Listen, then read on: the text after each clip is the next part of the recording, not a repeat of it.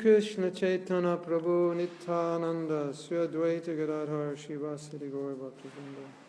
You went to Croatia last summer. No, Krishna didn't let me go. Welcome everyone. We're just almost ready. Oh, you found it. Where was it? Thank you.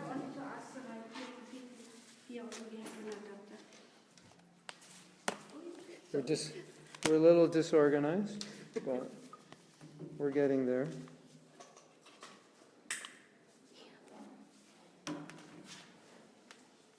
Oh, I can't use it because I don't need it because I have to put it in my pocket because I forgot the microphone. Anybody have a microphone on them that they don't need? Oh, I could use that microphone. Yeah, let's use that microphone. That'll be fun. This is steady?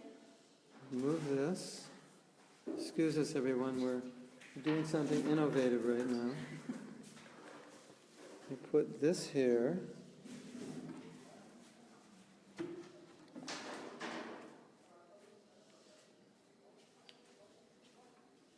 And then where does the cord go? To the... You need to pull it out. Put it that way.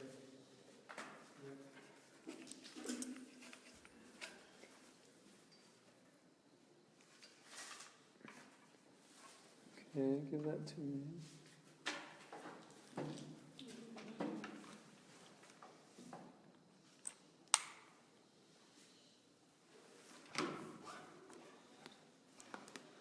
Data card.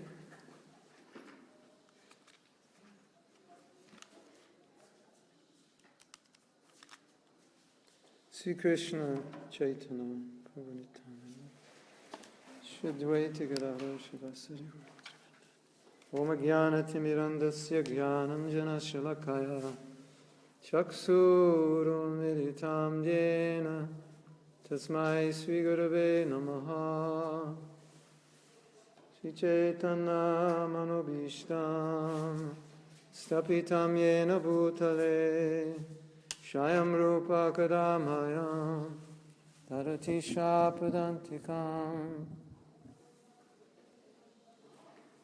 Mukham Karoti Vachalam Pangulangayate Girim Kripatamaham Bande Sri Guru Dinatarinam.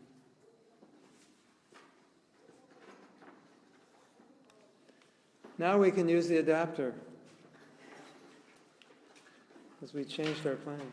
Anyway, if you don't want to go back, we can use the batteries. Okay, we're getting ready, don't worry. Oh yeah, don't bother him. Excuse me for being late. Actually, we can't make excuses. That was the lesson of the last class. You can't make excuses. There are a few things beyond my control, though. So, excuses as you're beyond your control, you can make. So today I wanted to talk about a definition that Prabhupada uses when talking about pretension. Pretension means, this is the, pretension means, who knows what pretension means? Who can tell me what pretension means? Who knows what it means to pretend? Pretending means to act. It's not really the way you are, but you act a certain way. That's called pretending. Right? Faking it. So, you're poor, but you dress like you're rich and you act like you're rich. That's pretending. You're one thing internally, or in your life you're one thing, but what you show to the world is something different. That's pretension. Right? Like if we have a sari and Yeah. demon. It's called, I think it was Bhaktivinoda Thakur who said, they pretend to be disciples, they wear dhoti, kurta, tilak, kuntimala, but they're disciples of Kali. Or someone may pretend to show symptoms of bhava when actually they don't have them. That's pretension. That's what it means to pretend. So, we want to consider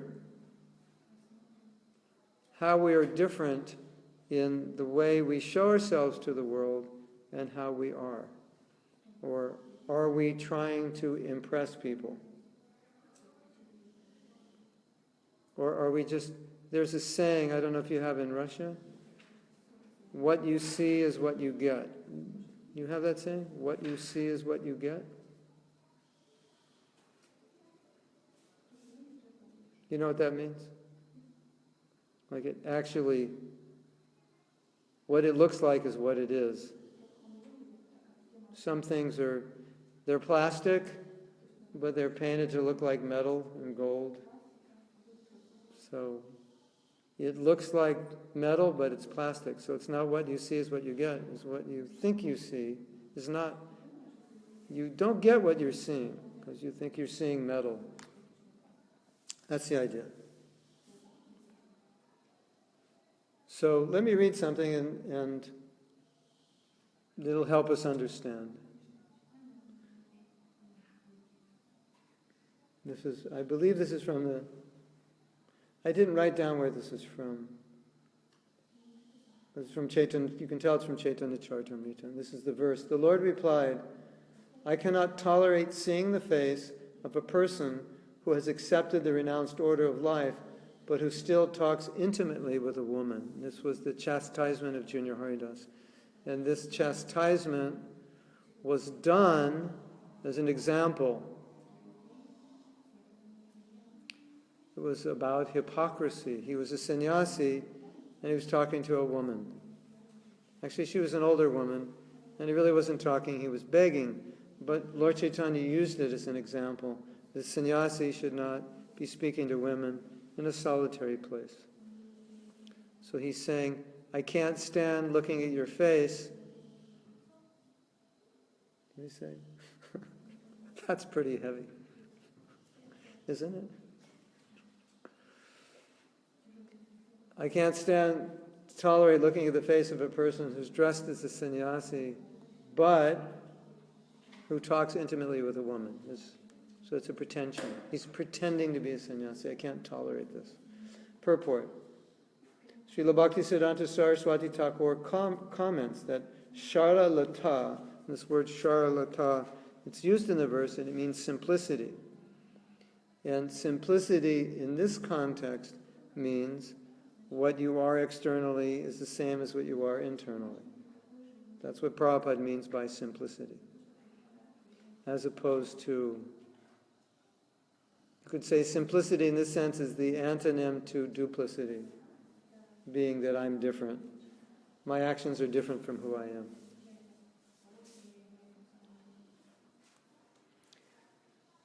Shara Lata, or simplicity, is the first qualification of a Vaishnava. The first qualification of a Vaishnava is simplicity. Whereas duplicity, or cunning behavior, is a great offense against the principles of devotional service. Now that's a very heavy statement. Let's analyze this. Prabhupada's comparing simplicity with the opposite, which is what? Opposite of simplicity is what? What did Prabhupada say? Duplicity. What does duplicity mean? I say I love you, but tomorrow night I'm going to go to your house and steal everything. Or as Chanakya Pandit says, there's nectar on his lips and there's poison in his heart. There's a saying in Bengal, or in Bengali, too much devotion is a sign of a thief. That means if somebody's too nice, then beware. They're going to try to cheat you. This person is too nice. There's something wrong. You ever have that experience? Somebody's too nice? And then you intuitively think something's wrong. They're too nice. They want to get something from you. So that's duplicity. They're planning to cheat you, and externally they're nice. And so the opposite, Prabhupada says here, the opposite is simplicity, which again means what you are is what you show. So you don't pretend to be something you're not. Or in the case that Prabhupada's using it, you don't advertise yourself as some great Vaishnava when in fact you have 10 girlfriends at home. And your occupation is a bank robber. But on the weekend you go to the temple with beautiful tilak and saffron, nice turban, give the Bhagavatam class. Now you think I'm exaggerating, right? These things are more common than you think. There are many people that are habituated to illicit affairs, either intoxication or illicit sex, who are pujaris or who are authorities in other ways. It's always been that way, and it's always going to be that way that you'll find people like that. And they don't have the guts to admit that they're not qualified for the job. That's duplicity. So they lead people on. So Bhagavatam says, don't become a mother, a father, an uncle, a guru, a teacher. An authority is superior unless you can play the part perfectly. That would be duplicity. I become your leader, but I'm not qualified. And I have to fake it to get your respect. So Prabhupada said, this is the first principle, simplicity. And simplicity would also mean humility. Because what's the definition of humility? Wouldn't humility be to not have a false pretense about who you are? Wouldn't that be? You could just be who you are and admit who you are and not have to show anybody that you're something you're not. Wouldn't that be humility? You agree? Yes? That a humble person would not be acting to get people's recognition. Right, so simplicity means not to be duplicitous, and also not being duplicitous means being humble, without pride. Okay, now listen to what Prabhupada says. The next thing he says is duplicity or cunning behavior. Who knows what cunning means? Cunning means, have our English teacher? Using people to get something for your own sense gratification. Using people. Without them knowing you're using them. Yeah. Using people, taking advantage of people without them knowing to get something for yourself. Like, let's say you distribute a book. Person didn't want the book, but you're really nice. And you tell them, look, we're not selling the books, just take it. So they take the book, and then before they go away and say, well, we're just getting donations. I'm like, okay, I'll give you something. And then you give them $1 and say, well, actually, most people give about $10. And then you say, okay, I'll give you a couple dollars. And say, well, just give me 10 and I'll give you change. And then they give you 10 and you say, here, take 5. Is that okay? And they might say, you're cunning. That was very cunning. You kind of went in like a needle, came out like a plow, and took advantage.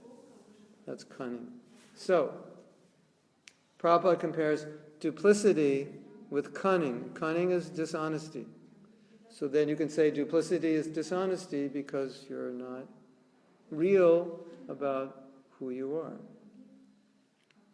Now, We're going to talk more about this, but just to give you a highlight of coming attractions, I think it's actually a bigger problem, equally as big, if not bigger, is the duplicity we have with ourself. That we sometimes convince ourselves we're something we're not. We're almost, in a sense, more worried about us believing who we are than anybody else. Because if you don't believe I'm great, at least I can think I'm great, and I can just say, who cares about you? But if I don't think I'm great, then I'm destroyed. So sometimes we have a duplicity about ourselves where we do something which isn't great, but we don't recognize we just did something that wasn't great. Sometimes we do something that's not great, and we think it was great. Yeah, I put him in his place. Actually, you didn't put him in his place. You just acted very inconsiderately. And you didn't control yourself. And you didn't deal with him properly. Whereas we say in America, you acted like a jerk. You have the word for jerk in Russian? You know the word jerk? Idiot, jerk, you know. Jerk, is that? Yeah. So, yeah. So that's also something to consider, that we have a duplicity with ourselves, to not be able to evaluate our own actions realistically, and then think that we're better than we actually are. We think about ourselves in one way, but our actions may not verify the thinking. I'm great in this way, but you don't act that way. You understand? Yeah. So that's another kind of duplicity or cunning. We're doing it with ourselves. We're just not aware of it. Okay. So duplicity or cunning behavior is a great offense against the principles of devotional service. Why would it be an offense? Well, what's the principle of devotional service? It's service which is unmotivated. Isn't that the principle? Unmotivated service.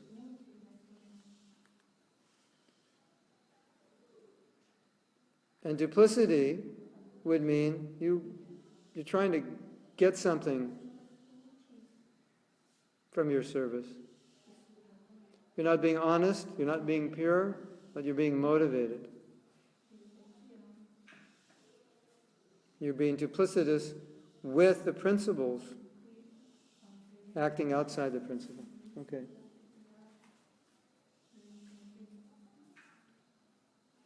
Krishna consciousness means to be straightforward. Rupa Goswami Nectar of Devotion says, be straightforward in ordinary dealings, and be straightforward in everything. Shato vrite, be straightforward. Just as you are, that's how you should be. Be honest, straightforward, open. Cunning is like this, right? Straight is like this.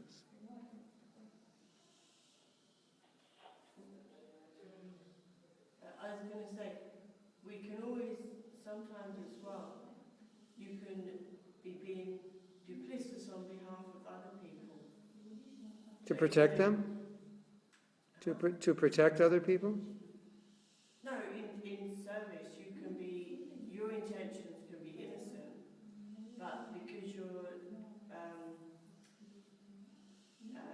representing something or someone, and there could be some duplicitousness in their motivation, unbeknown to you. So we must be careful who we're actually serving also.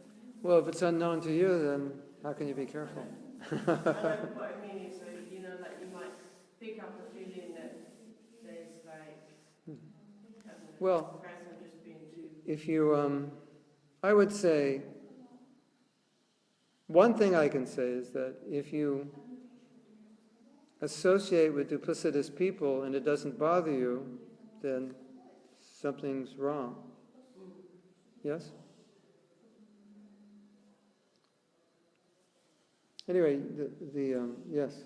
Sometimes in the name of being straightforward also, we might be downright rude to each other. Yeah. So where's the dupliciousness if you don't say That, it? that's why speak the truth, but speak satyam, speak the truth, but priyam, speak it sweetly. If possible. It's generally more effective. Yeah, I don't think straightforward means to offend people.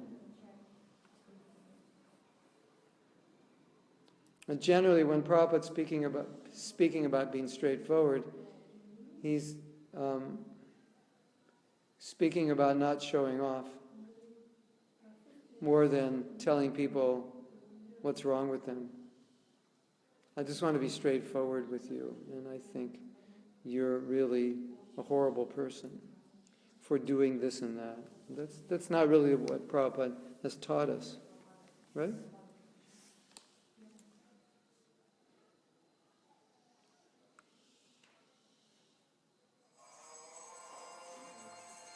Sometimes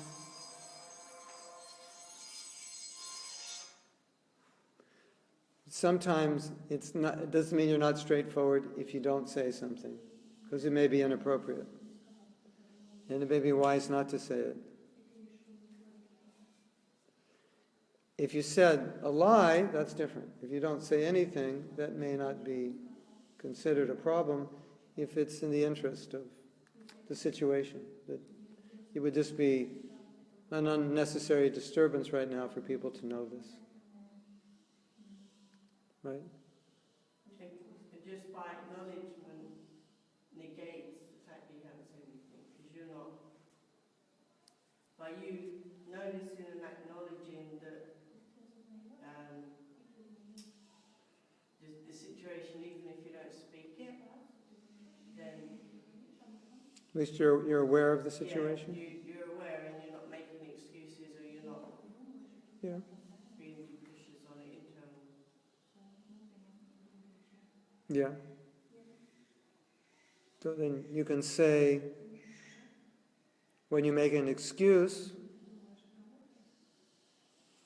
then it may be that you're duplicitous because you're not recognizing the cause of a problem and you're pretending that someone else is the cause or some other situation is the cause, when in fact you're the cause. That could be another example. That's another example. Listen to this. As one advances in Krishna consciousness, one must gradually become disgusted with material attachment. As one advances in Krishna consciousness, one must gradually become disgusted with material attachment. Raise your hand if you're disgusted with material attachment. I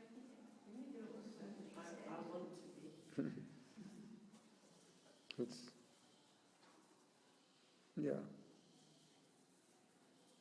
And thus become more and more attached to the service of the Lord. If one is not factually detached from material activities, but still proclaims himself advanced in devotional service, he is cheating. No one will be happy to see such behavior.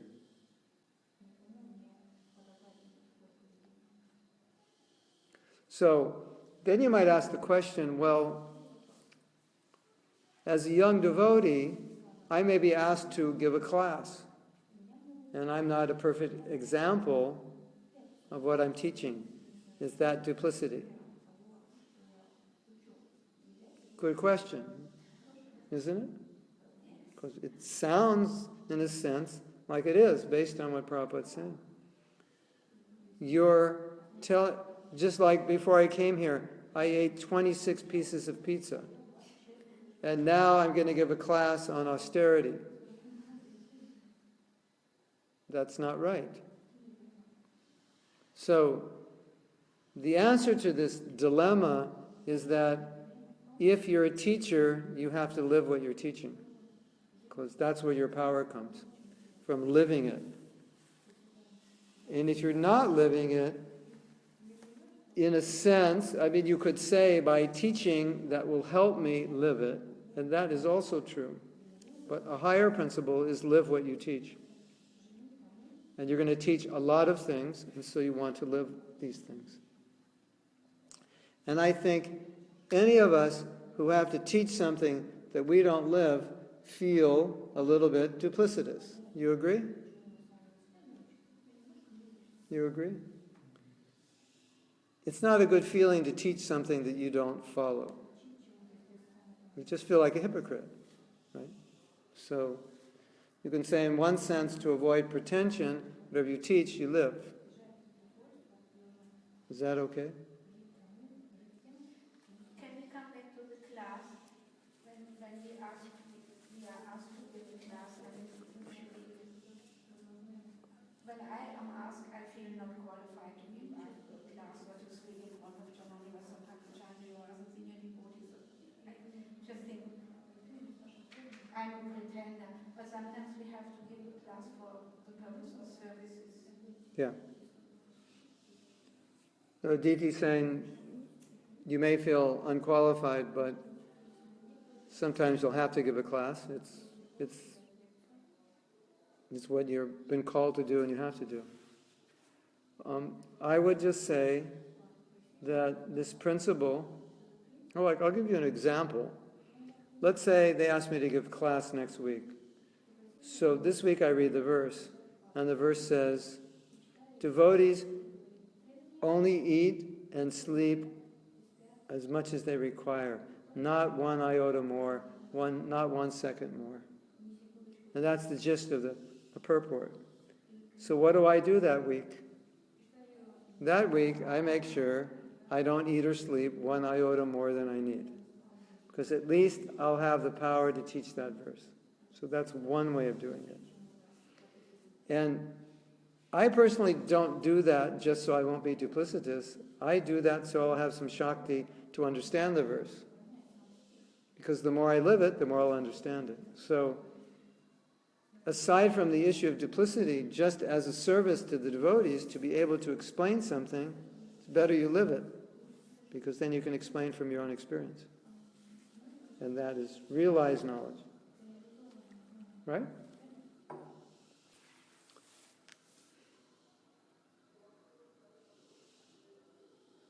Somebody needs to develop a handle for a stainless steel cup which doesn't get hot.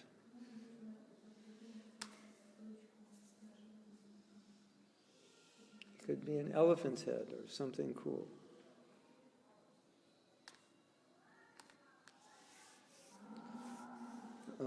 Yeah, okay. Now, so another way you could answer your question is based on what Prabhupada says here.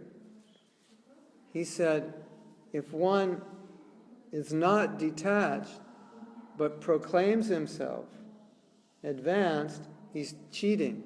Now you may give the class, and in the class you might say, this verse talks about not eating 1 iota more than you need. And I can honestly say I have no realization of that, but I have realization of eating many iotas more than you do need, so that's what I'm going to talk about, how that affects you, because that's what I realize. So I'm not faking that I know what Prabhupada's talking about here in terms of this austerity of eating. I don't know because I don't do it, but I know the opposite, and so I'm going to tell you how it will affect you if you eat and sleep too much, because that's what I do. And I can give you my realization. So at least you're being honest. So you're not being, in a sense, duplicitous to the verse, but it's your service now to speak, and you admit honestly that I don't have realization of what this verse is saying, but I have realization of what it's saying not to do. Is that okay? So you can do that, that's honest. Sometimes when you're giving class, you will speak from experience from the angle of Maya. Prabhupada's talking about Maya, you have experience of Maya, you'll speak from that. And you can admit it and honestly say, I'm speaking about my own experience. That's not duplicity. That's honest. But to talk about how important it is to eat less and all these austerities sometimes may be difficult if you don't do it. And if you give the impression that you do it, then that's pretty bad. Right? And if you want people to believe that you do it and you don't, that's even doubly or triply bad.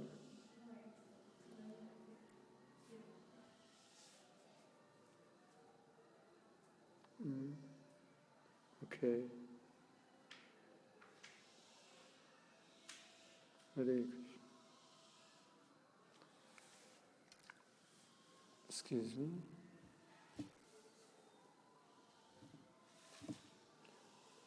Okay. Okay, I'm going to read. This is a purport to a song. And this is the purport to Jai Radha Madhava. So let's see what Prabhupada says. And Shato Vrite, dealing very straightforward. No diplomacy, no politics, no duplicity. That will not help.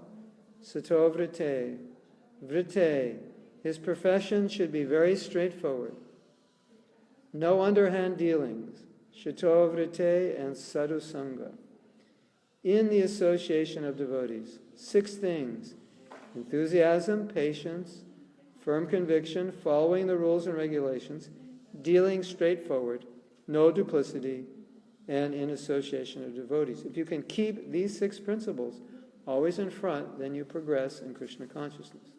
Then your progress in Krishna consciousness is sure. There's no doubt about it. So as far as possible, I've tried to train you, and you are doing nice. I'm satisfied, so keep the standard and go on, march forward, and Krishna will bless you. Hare Krishna. So, Prabhupada's bringing in another aspect here. He's bringing this into the realm of occupation. And so what is he saying here?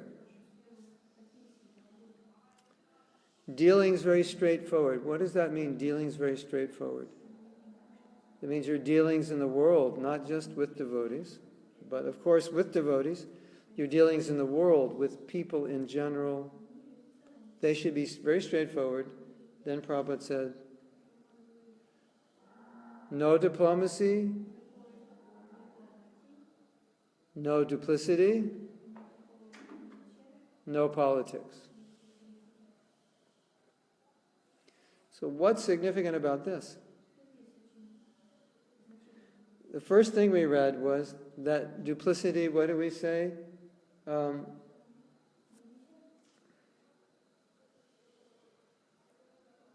Whoops, I skipped something. Duplicity is a great offense. We just read, it's a great offense. Now Prabhupada's bringing it into practical dealings. No diplomacy, no politics, no duplicity in ordinary dealings. No underhand dealings. His profession should be very straightforward.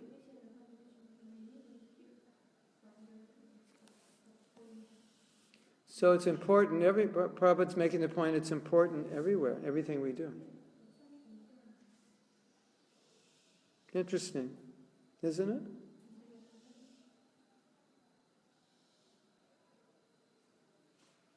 Yes? There was a story of how one time devotees told Prabhupada, we don't feel like dancing. Right. And Prabhupada said, just dance and then we'll feel like it. And then, so Bhakti Maharaj, he had a whole... Oh, you think that's duplicity because you're faking it? Because I heard that being devotees are intrinsic nature, and being materialistic is actually being pretentious. So that's why, how to differentiate... Oh, okay. That's an interesting point. If you're Krishna conscious, you're not pretending because that's your nature. And if you're materialistic, it's a pretension. Yeah, in a philosophical sense. But in a practical sense, it's different. So I wanted to address your point, which is really good. You don't feel like dancing, and Prabhupada says, dance anyway, even if you don't feel like dancing. And you can say, well, wait a minute, isn't that duplicitous? Because I'm showing off that I'm dancing when actually I'm not feeling Krishna conscious. So it looks like I'm very Krishna conscious. Is that duplicitous? And the answer is maybe and maybe not. The point that Prabhupada's making is, let's say you understand that you should do something, you're not doing it, so you do it. That in and of itself is not duplicitous. It's just when you think, look at me, I'm doing this. Look how Krishna conscious I am. That's the problem. Correct? Yeah. So, my guru says, dance even if you don't feel like dancing. So I dance. And while I'm dancing, I'm thinking, I wonder if everybody's looking at me thinking how advanced I am. And if they are, I'll dance even better. I'll dance more enthusiastically, and then I'll get more likes for my dancing. And then on my Facebook page, everyone will write in, say you were dancing so nicely. And then I'll feel satisfied. Yeah. So see, duplicity, it's about motive. So that becomes my motive.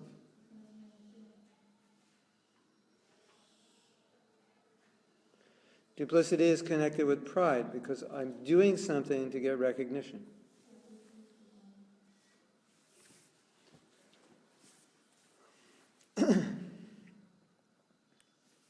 Correct?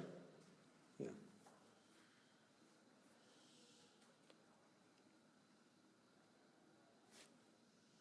Question? It's very subtle. It's only about the intention. Yeah. Externally, it would look the same. Well, what does Prabhupada say? What's the difference between us and everyone else? The difference between us and everyone else is just one thing. Why? Why do we do what we do, and why do they do what they do? Other than that, we're basically doing the same thing. Go on the internet, go on YouTube, and just put dance in the search engine, and you'll see people dancing. Everybody likes to dance. Put in singing, you'll see people singing. Put in classroom, you'll see people in classroom studying. Put in flower decorations, you'll people see making flower decorations. Put in business, you'll see people doing business, construction, book publishing. They're doing the same thing.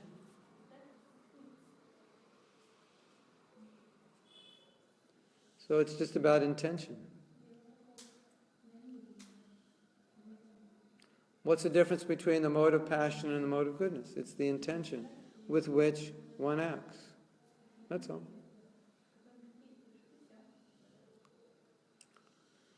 When we did Sankirtan, sometimes there would be other organizations occasionally collecting money, and they would be more enthusiastic than us, sometimes.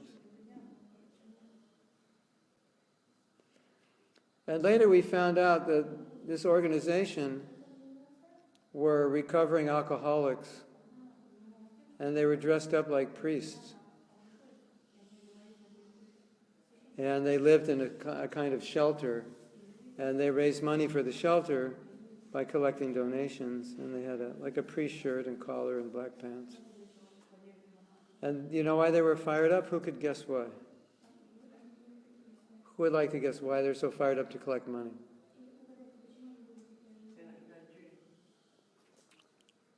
No?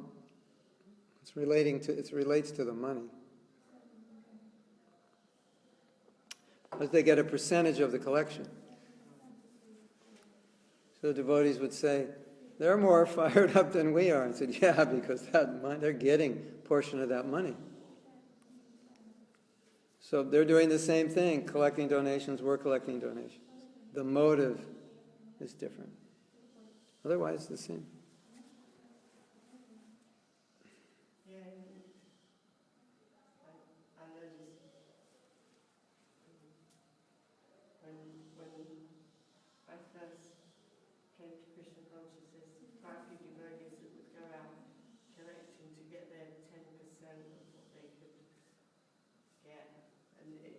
was confused. Not confused, but like surprised. Yeah. Well, Anyway, I you understand. know, if you have love for your guru, then you'll be more enthusiastic without 10%. Yeah. So that's there also. Yes. So the end justifies the means. We can use politics, diplomacy for the right purpose, or Well, the thing about that saying, the ends justifies the means, is that usually if the means aren't good, it may give you the end, but there may be repercussions. So you could say the ends justifies the means. As long as there's no repercussions and the means are somewhat pure. Because that could lead to quite speculative thinking. It's like, and lead to sinful activities or illegal activities. Because it produces the right result.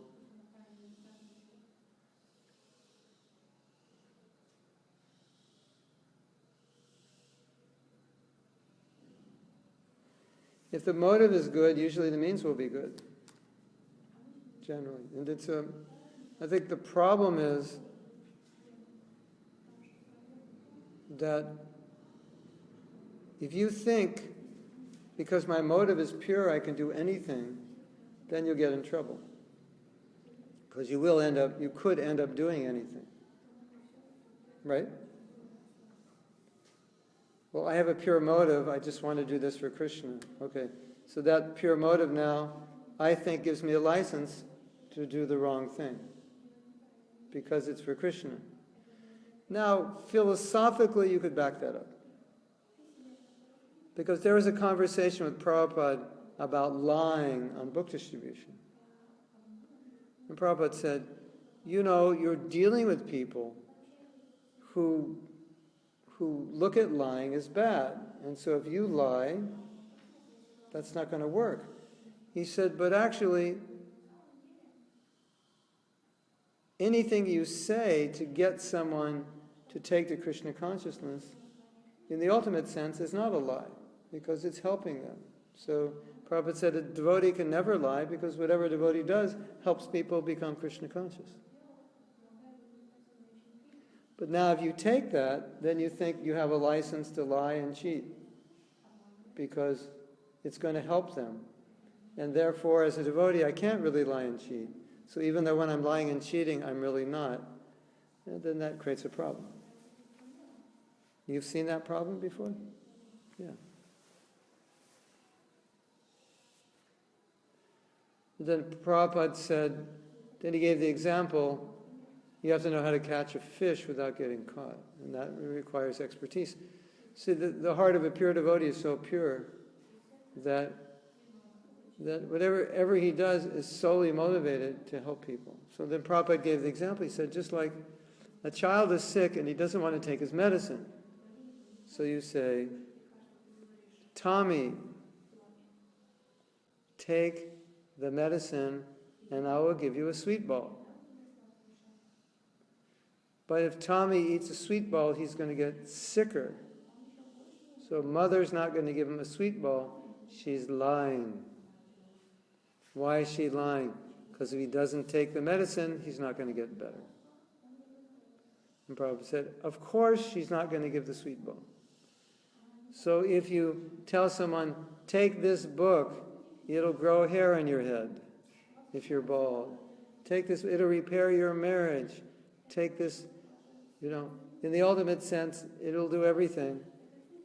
But if somehow or other you get them to read Prabhupada's books, you've done the ultimate good. So in that sense, you can't really lie, because you just want it to benefit them. But unless that's done, held in the hands of the expert, it can be very problematic. Right? You've seen that problem? Anybody seen that problem? I think it's going on in the Middle East right now. You've probably noticed, right? Okay, you had something? Yeah, I was thinking, you know,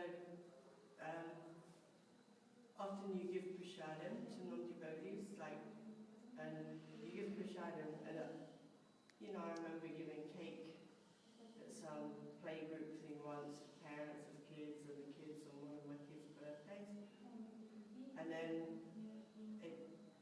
I went, haha, now you've all had prasadam, now your material life is ruined, and I thought I shouldn't have said that, because, but I should have just let Krishna do his magic, and you know, it's like, sow the seed of the prasadam, because by saying something, then they'll feel, depending on their false ego, they might get offended or something, but to give prasadam but not to say something, then this is duplicitous, but if you make someone else feel bad, like, then that's not very nice. So we can There's no, just, yeah. If there's no reason to say it, yeah, so there's no benefit in saying it. The art of preaching is what to say and also what not to say. That's the art of communication. One of the problems we sometimes see is that we know so much and we're so anxious to give so much that when we talk to someone, our goal is to give them as much information as possible in the shortest period of time as possible.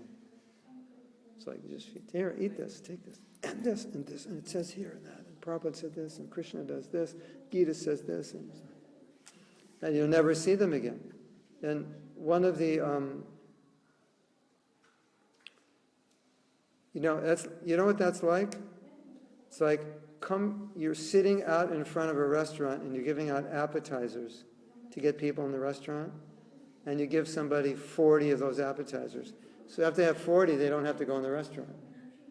So you've given them so much information, they don't need to come back to the temple. They know everything now. Okay, well, yeah, now I understand everything you teach. Thank you. And you never see them again. On a CD, why don't they put 85 songs? They put 9, 10, 12, 15 maximum. So they can put 15 on another CD, and then it's business.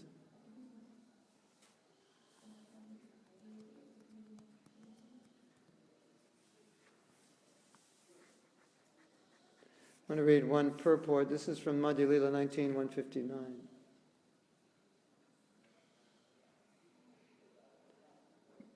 There is a certain pattern of behavior prescribed for those actually trying to become perfect. In our Krishna consciousness movement, we advise our students not to eat meat, not to gamble, not to engage in illicit sex, and not to indulge in intoxication. People who indulge in these activities can never become perfect.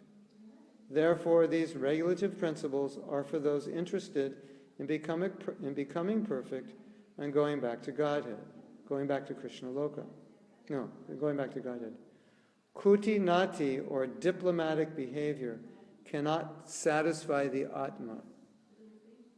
So what is Prabhupada referring to as diplomatic behavior? So it's someone who's posing as a devotee, this is his definition, posing as an advanced devotee, but not following these principles, and hiding the fact that they're not following.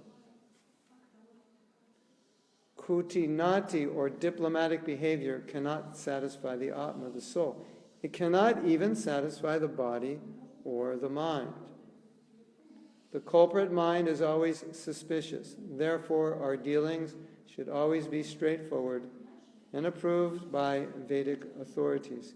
If we treat people diplomatically or duplicitously, our spiritual advancement is obstructed. We had this really nice policy. It's a preaching policy. You're giving a lecture, you're on the street, someone asks you a question, and you really don't know how to answer it. Your standard bhakta or bhaktin will feel duty-bound to answer it, and maybe give a very bad answer, or actually give a wrong answer. Yes? Can you relate to that? You want to give an answer, you don't want to appear stupid. And you give a bad answer. So seeing this, we were on a preaching program many years ago. It's a very successful program. And our policy is, if you don't know the answer or you can't give a good answer, say, I'd like to give you the answer, but I'm afraid that my answer will not be complete or deep enough. So I want to ask one of our senior people, and next week when you come back, I'll give you the answer. Now, the thought was, if we do that, we'll appear stupid. And people will not have trust or faith in us. The opposite is true. They think that's really good. You don't know the answer, and you're not going to try to bluff your way through. And you're going to find out someone who knows the answer. Recently, a devotee in our movement, a senior devotee in sannyasi, had some difficulty. And he has disciples, and he explained to his disciples the difficulty. And the general feedback was that people appreciated the honesty. So I went online to see what the Ritviks are saying, and it was very interesting. The Ritviks used his difficulty to bounce off onto some other issue, and all they said about him was, well, at least he was honest. So people really appreciate honesty. You agree?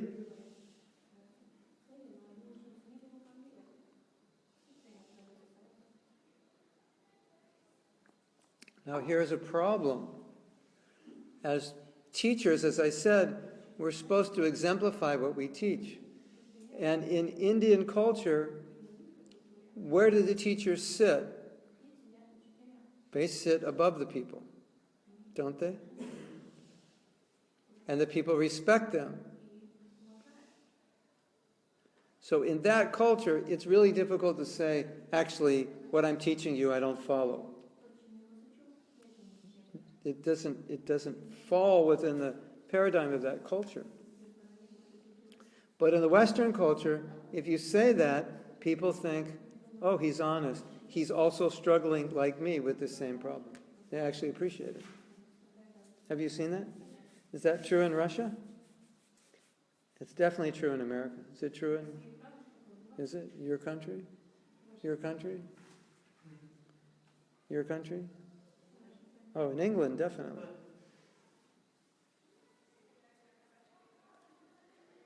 In countries that have a duplicitous culture, then they would think, why would you ever do that? Because you'll lose respect. But in other cultures, they'll actually respect you more, or as much as if you followed it, if you don't and you admit it. Isn't that interesting? Yes?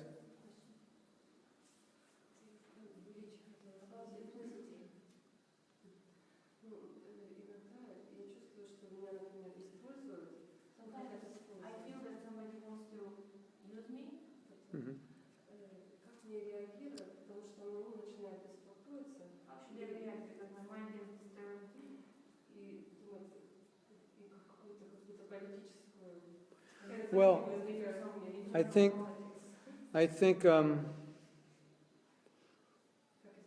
that's actually different. She's asking, what if someone wants to use me? You sense that somebody wants to use you. It's different than what Prabhupada's saying here. Because anytime you have to defend yourself, or anytime you have to maintain some stability in your life, then you have reason to protect yourself, or to get protection from someone. So if someone's, Chanakya Pandit said, if somebody's dishonest, if someone's a cheater, you have to be a cheater to deal with him. So let's say, in this scenario, you know someone's envious of you. And if you were giving a class, and the class talked about something that you don't practice, and you would like to tell people, I also struggle with this, and I want to explain my struggles, but there's this person in the audience who you know will condemn you for giving class on a topic that you don't follow, then you just don't say that. Because you want to protect yourself, you want to protect the audience, you want to help them. So that's not being duplicitous, that's just engaging the situation as best you can in Krishna service. Right? Does that make sense? So, you're looking at what's most advantageous for Krishna service.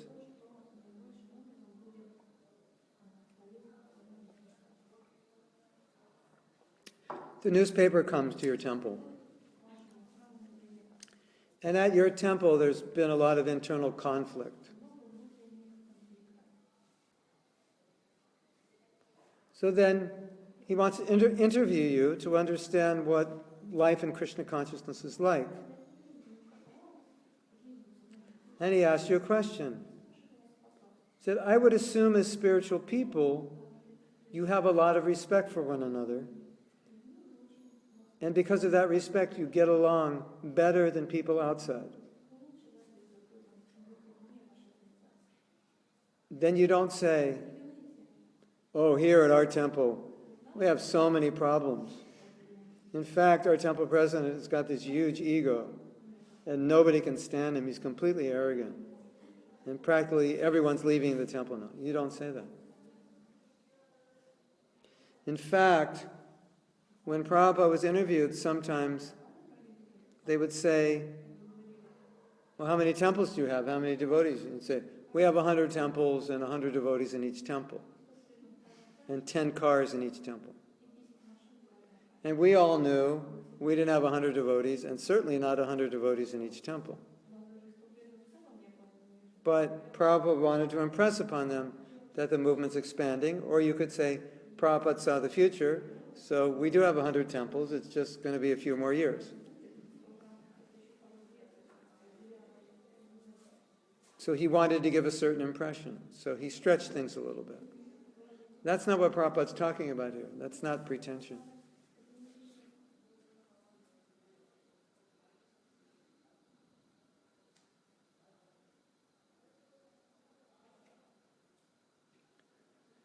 If you're, let's say, a temple president, and you're having some difficulty, and a person having that difficulty shouldn't be the temple president.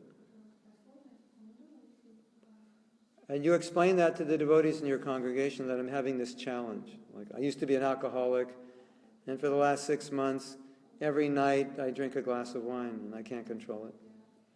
And therefore, I've tried to fight it off, and I can't, and therefore, I need to resign because this isn't right. That's the right thing. People appreciate that. But if you go on, you don't say anything, that's what he's referring to.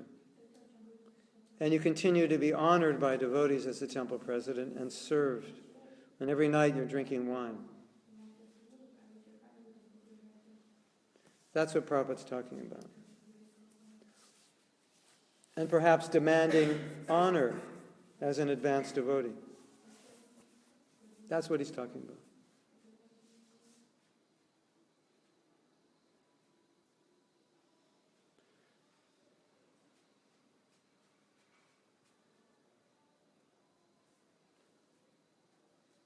Or you're doing that and you won't acknowledge it to yourself that there's something wrong.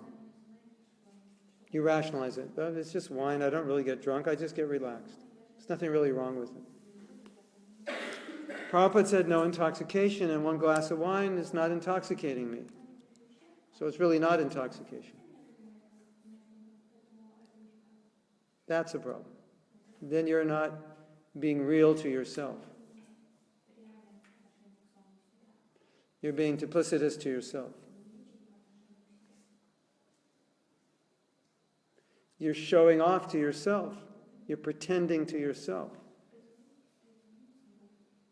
Yeah, we've talked about this problem that sometimes a devotee takes a very exalted position, more exalted than he's qualified for. That means he was not honest with himself or pretending to himself that he was up here when he was actually down here.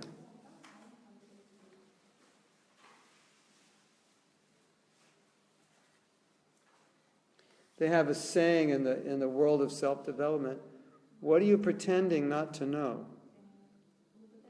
What are you pretending not to know? I'm pretending not to know that I'm actually not up here, I'm actually here. That's what I'm pretending not to know. Something like that, yes? Sometimes you have, for preaching, take up some positions which, like Prabhupada gives sannyas to young men, Yeah. year-old, for the sake of getting the movement going. Yes. To do that. Of course, it was not. Prabhupada's asking some devotees to take sannyas, they're very young. And they want to fulfill his desire.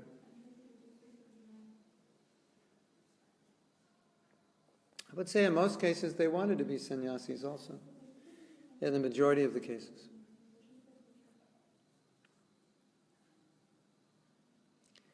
Okay, let's say that happens, but then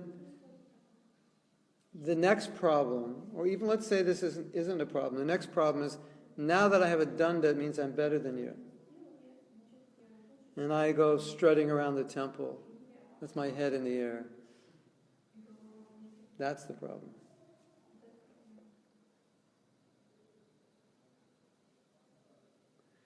Whenever you think you're better than the other devotees, that's the problem.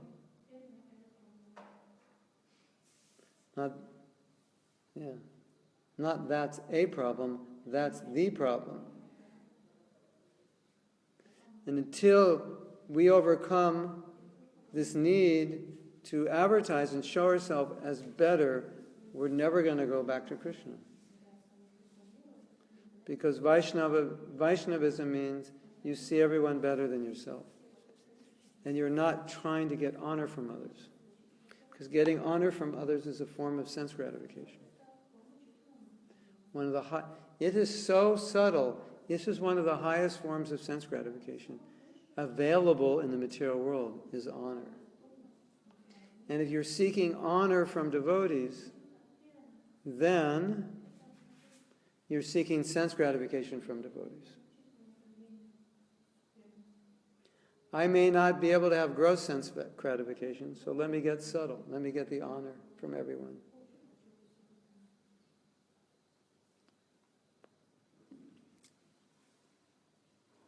Isn't that interesting? It's one of the highest and most subtle forms of sense gratification. And we don't even see it that way. How many of you ever thought that pride is sense gratification? Have you ever thought of that? Because she went to my humility class, right? Pride is sense gratification.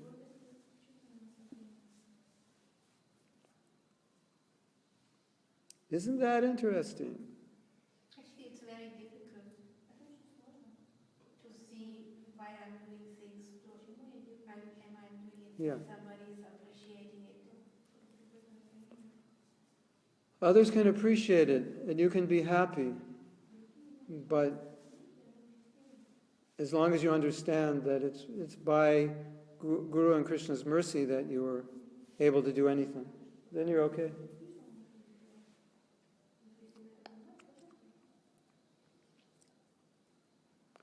It's because we want to be honored, we don't see that. That's the problem. When you overcome the desire to be honored, then you will always see it's not you, but it's mercy that's doing it. And then you're okay.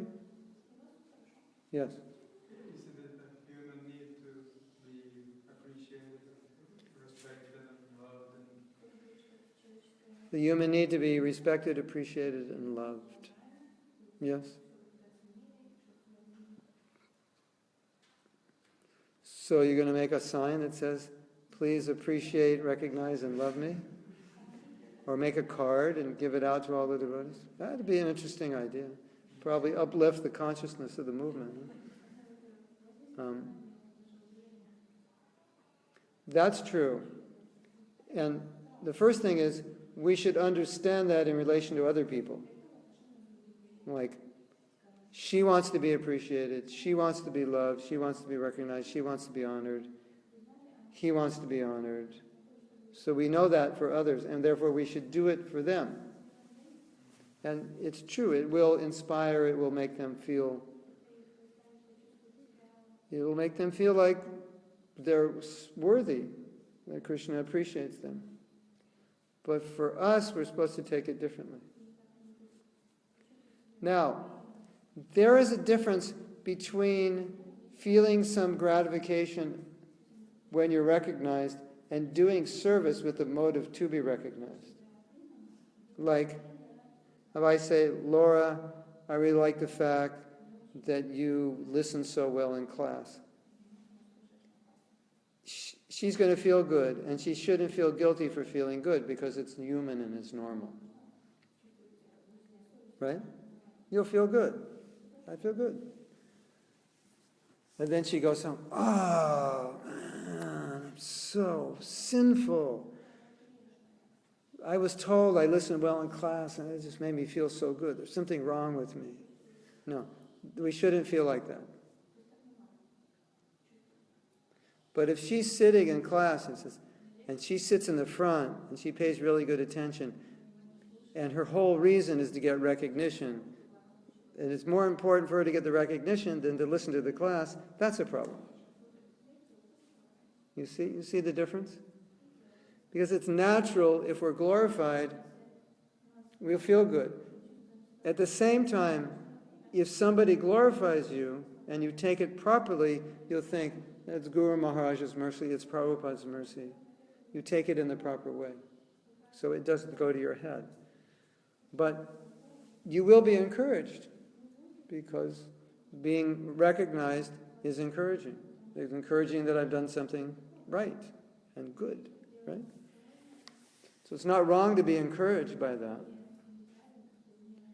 But if you start thinking, oh, there are 10 people, there are 15 people in this room right now, in Mahatma Prabhu, he pointed me out alone as the one who actually listens. That means I'm more Krishna conscious than everyone in the room. That's a problem.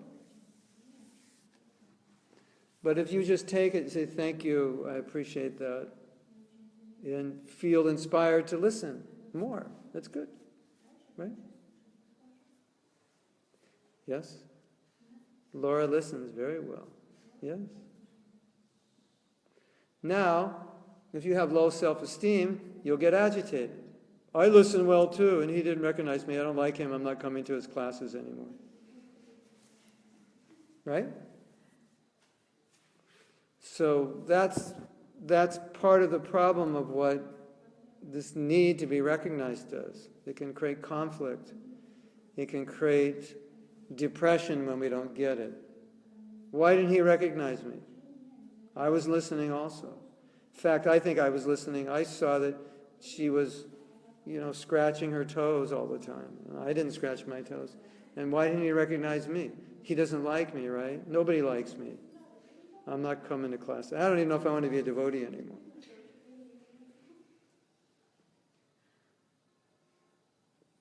So that's the problem you run into. Let's say tonight, my whole motive in giving this class was simply to get acknowledged and honored by you. So class ends, we all pack up, you all walk out, and not one of you says anything. I think, all useless bums. And then I make an announcement tomorrow morning, there's no class. So I didn't get acknowledged. So what's the use? That's why I came to give the class, to get acknowledged, and now I'm not getting it, so I'm not giving class. I'm really upset. Why is Mahatma Prabhu so angry? I don't know why he's so angry. He's really agitated. He's really disturbed.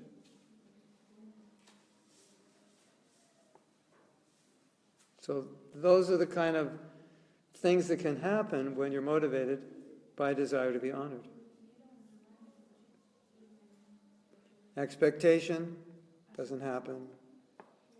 then you suffer. Right? You agree? Am I right or am I right? You are right. Okay. We have a question. Yeah, it is illusion. God's sibling is annoyed because the last time he went to the mandir, no one praised him by saying, "Oh, so beautiful you sing. So nice then." He never more went. So it's a true story. He never more went there, and he even now does not want to know about Krishna. Wow. I wasn't making that up, it actually happened. Thank you for that. Hare Krishna. Wow. So it goes back to motive. Why am I giving the class? So everyone will love me. And if somebody hears this class and doesn't love me, then what do I think about them? They make some criticism. Then how do I feel? I'm giving this class to be loved. You're criticizing me? I want nothing to do with you.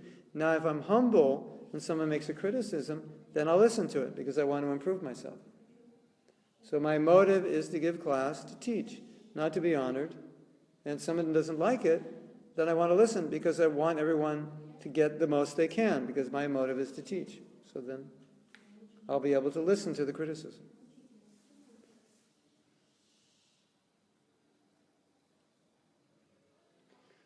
Is that true?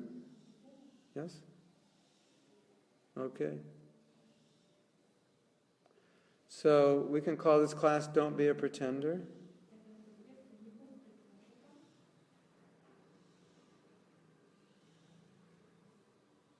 Don't serve Krishna for recognition.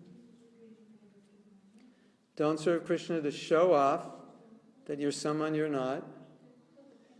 And as soon as you stop showing off, your stress levels will decline about 99%. Because if you want to impress others, you always have to act. You always have to look good, right? And that's very stressful. You have to look good, and you're always concerned what people will think about you. It's a very stressful life. Or if you can just be yourself and be honest about it, it relieves the stress because there's no pretension. You don't have to show that you're something you're not. It makes life easier. You agree? So that's one of the great side products of being humble. Is it relieves this need to be stressed out about what other people think of you. And then the other thing that point Prabhupada's making here is if you live a duplicitous life, you're always worried that someone's going to find out. And eventually, they always do.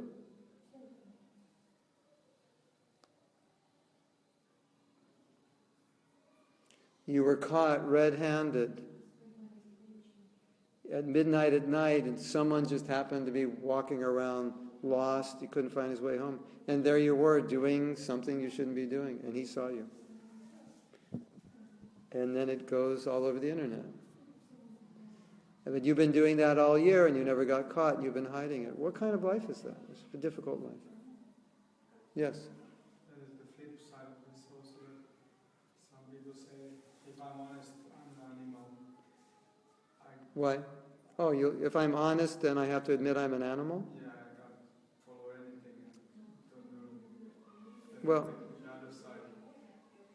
Well, at least, as we were saying, if you're honest and you're just an animal, at least don't occupy any position of authority or respect. And don't get initiated. Because initiation is for human beings, not animals.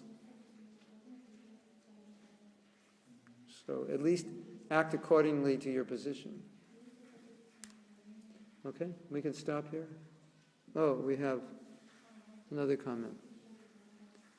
What to do? Husband doesn't let wife to be initiated. He himself is not initiated, but wife really wanted to be a devotee. If wife is trying to be superior of husband,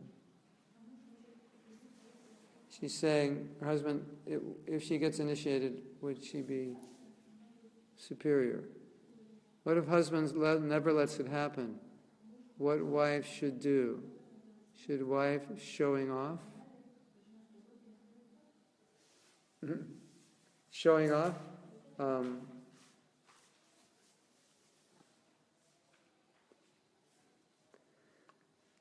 You have two things going on here. You have one, your relationship with your husband, and one, you have your relationship with Krishna. So if your relationship, it sounds like what you're saying, if your relationship with Krishna gets better, it's going to get worse with your husband. And it doesn't... Generally in situations like this, because I don't know all the details, but generally in situations like this, I advise that some man talk to your husband, a man he respects, and see if he can work something out. Now, if your husband's going to be ready for being initiated soon, within the next year, you can wait. If you don't think he's going to be ready for 10 years, then probably someone should talk to him and just explain it's not fair to hold you back, and his duty as a husband should be to support you. And it has to be someone he respects, because in many cases, it's very difficult or impossible for a woman to convince her husband of something. And vice versa sometimes.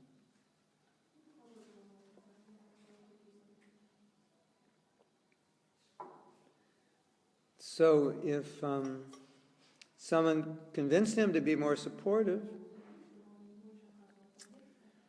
that would be good. Or convinced him to get ready for initiation, that would be good.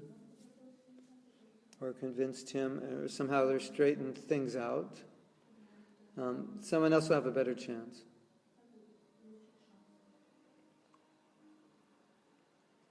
But if you get initiation and he's really upset, that could make things even worse.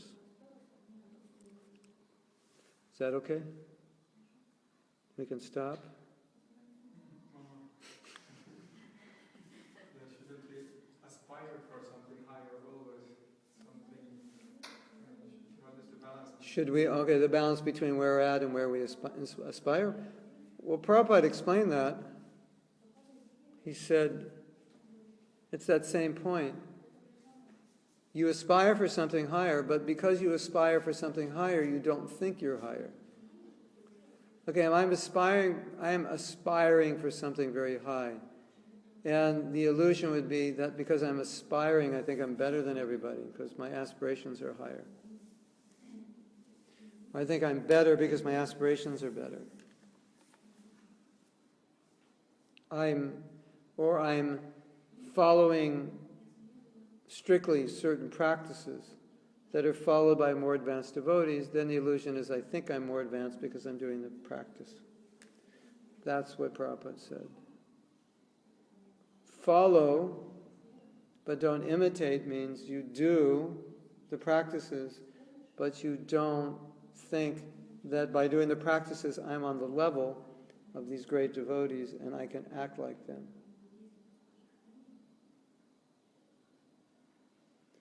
Hey, I'm going to do what Ramananda Roy did, and I'm going to have a bunch of girls that I teach to dance and dress them up, and so you can't do that.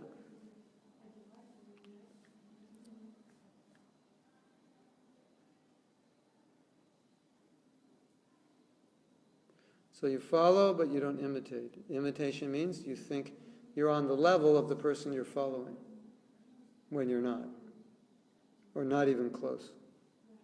Right? So again, it's all about your attitude. It's all about your motive and attitude, much more than what you're doing.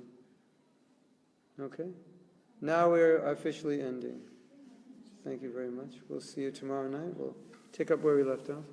Srila Prabhupada ki jai. Gauda Premanandi.